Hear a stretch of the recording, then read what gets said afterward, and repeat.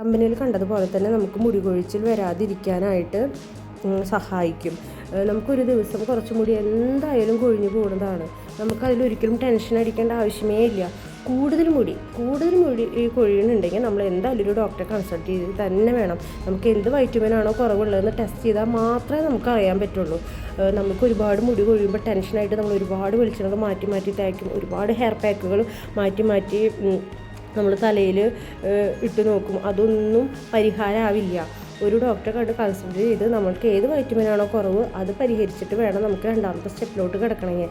നമ്മുടെ മുടിയിൽ പുരട്ടേണ്ട വെളിച്ചെണ്ണ ആയാലും ഹെയർ പാക്ക് ആയാലും ഒക്കെ ശ്രദ്ധിക്കണമെങ്കിൽ നമ്മളുടെ ഫസ്റ്റ് സ്റ്റേജായ നമ്മുടെ ശരീരത്തിന് ആവശ്യമായിട്ടുള്ള വൈറ്റമിൻ ഏതാണോ കുറവ് അത് ശ്രദ്ധിച്ചിട്ട് വേണം നമുക്ക് രണ്ടാമത്തെ സ്റ്റെപ്പിലോട്ട് കിടക്കണമെങ്കിൽ.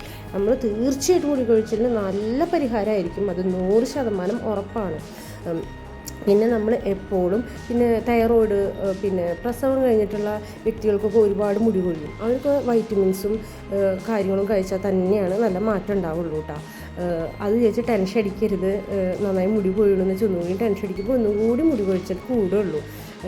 പിന്നെ എന്താണെന്ന് വെച്ചിട്ടുണ്ടെങ്കിൽ നമ്മൾ രാത്രി കിടക്കാൻ നേരത്ത് മുടിക്കൊരു റിലാക്സ് കൊടുക്കണം. മുറുക്കി പിന്നി കെട്ടി ഒരിക്കലും വെക്കരുത്. മുടി റിലാക്സായി കെട്ടി വയ്ക്കുക, നല്ല മുറുക്കി കെട്ടാതെ നമ്മുടെ മുടിക്ക് തലയ്ക്കൊക്കെ ഒരു റിലാക്സ് പോലെ ആക്കി നന്നായി ജടയൊക്കെ തീർത്ത് നല്ല പോലെ ചിക്കോർത്തിട്ട് വേണം മുടി കെട്ടി വെച്ചിട്ട് രാത്രി കിടന്നുറങ്ങാനായിട്ട്.